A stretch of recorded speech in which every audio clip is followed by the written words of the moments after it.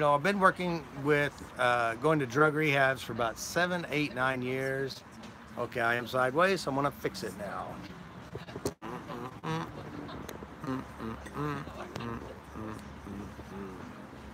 Now I'm not sideways.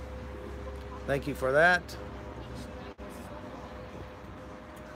All right, hey, this is Robert Smith. We're going to be talking about addictions and how addictions work, what drives it, what creates it, and how you can personally change yours.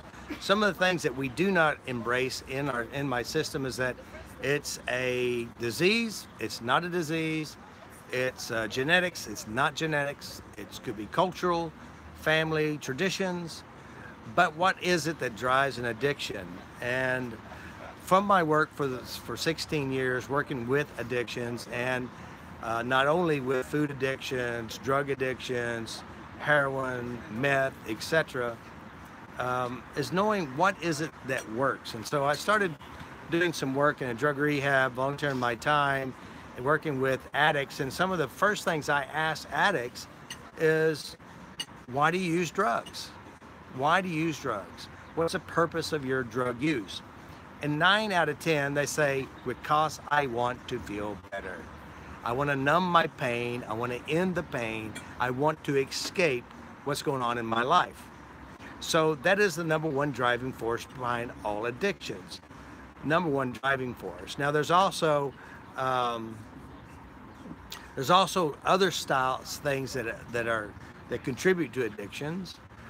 Usually one to feel better, and another is what drives the addiction. Say you've got a shopping addiction, or you've got a gambling addiction, or a sex addiction, or a cleaning addiction.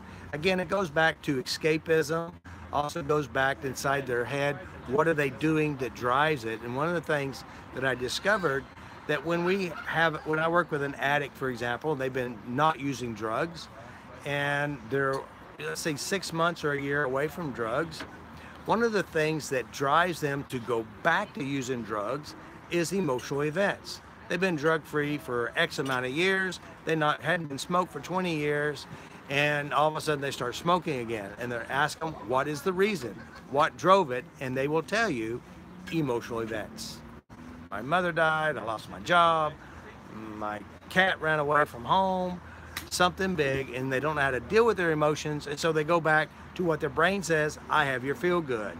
And with smoking, the interesting about smoking is that when you smoke a cigarette, your nicotine level goes up, and then when the nicotine starts going down, you start to feel anxious in your body. Then all of a sudden when you smoke, the anxiousness go away, which is a false relaxation, but you only relax in the addiction, the nicotine. So then it creates a relationship, and then your brain says relaxation equals smoking. 20 years down the road, your dog died, you lost your job, your wife left you, and you feel really stressed and anxious, and your brain says, I got your relaxation. Then you start smoking. Next thing you know, you're sucking on a pack of cigarettes a day or more, but yet it doesn't solve the problem. It actually creates a new set of problems. You spend all your money on cigarettes. So that's one pattern.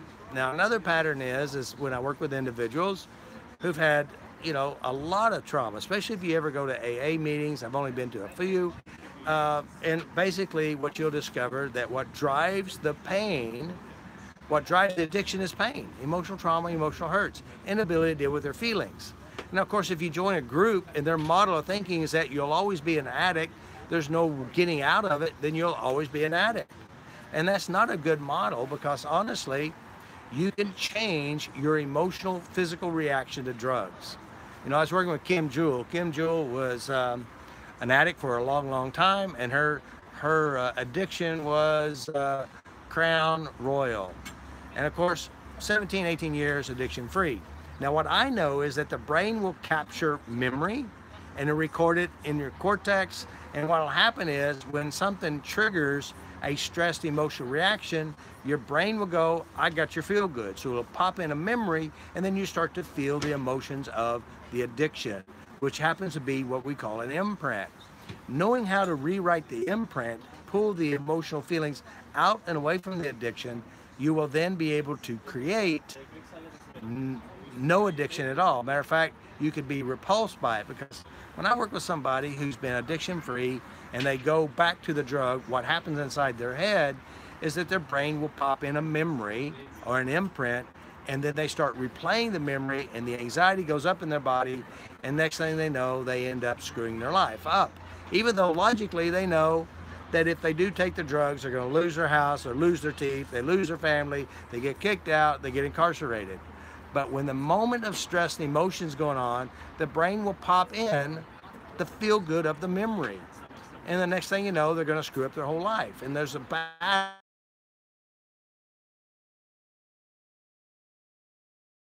behavior. So you change the memory, change the neurological emotion associations inside the brain, and pull it apart and actually create what we call negative linking or dumping to the memory of the pleasure of the drug.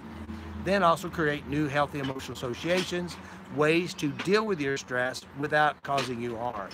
And that's some of the things that we do. Now, this is a big issue, and it's you know, especially if you don't know if you can change memory. If you don't know if you can't change memory, you've never been able to change memory, you hadn't taken a course on how to re-imprint your memories, then you need to learn how to do that, because you can absolutely change your entire life by merely changing your emotional associations in your mind and the memories, and break the link of addiction. Addictions are very simple for me because I've been doing it for a long time. I understand the structure. We use a lot of different protocols to eliminate, erase, rewrite the addictive behavior. So I do have a seminar coming up in Oklahoma City. It's a 2-day seminar about addictions. It's not the full-fledged, full-on addiction protocols, but it is an introduction to your tactics, FasterEFT, and showing you how you can actually take control of your life and rewrite your memories. And also during that week, I have it's a 7-day course for my level 4 people, which I will be training the addiction protocol and other protocols such as grief and loss, etc. And we are looking for volunteers who would like to be what I call our practice subject, which I will be working on in front of the group, working on and cleaning up an addiction. So if you're interested in being one of the volunteers, or you're just interested in coming to the seminar and learning how to get control over your life, over any type of addiction, food addictions, obsessive compulsive behavior, it's addiction as well, and any other behavior that you're using to keep you in a place that you don't want to be. Knowing how to rewrite your brain knows how to change your life. And so that's what we do here in your tactics, FasterEFT. And I have a lot of great practitioners who will be available at the seminar who are learning how to change your life. And so if you want to be a part of it, come join us. Oklahoma City, June 23rd and 24th, 2-day seminar. My seminars are normally for the weekend. It's $399. Super cheap, but we do have it now. I'm starting doing it in Oklahoma City.